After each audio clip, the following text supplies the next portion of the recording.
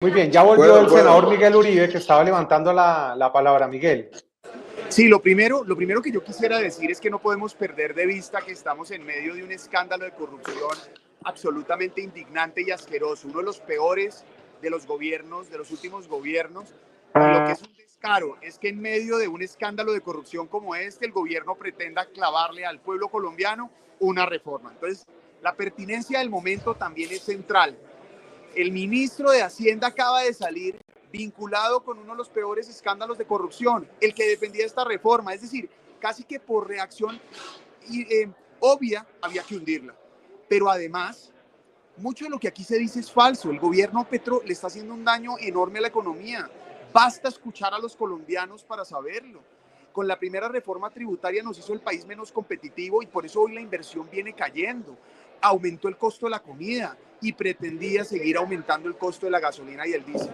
Pregunta aquí Gabriel que por qué no protestaron, pero antes sí protestaban. Bueno, la pregunta es más bien, ¿por qué los que hoy gobiernan protestaron por 700 pesos de alza del galón de gasolina y no han protestado un solo minuto por 8.000 pesos que le ha subido y por 500 más que venía esta reforma tributaria?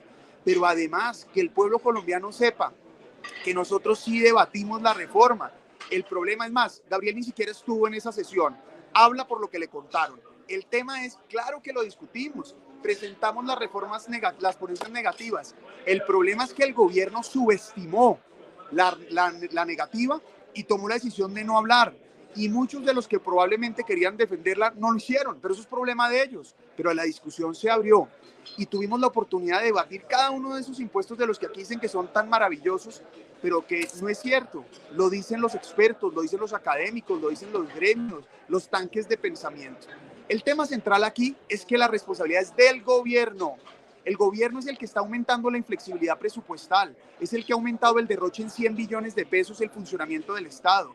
Es el gobierno Petro el que está encareciendo la deuda. Ese aumento del que están hablando de la deuda es la renegociación de la deuda que hizo este gobierno, el aumento de la deuda de este gobierno a un valor mayor de los intereses. ¿Por qué?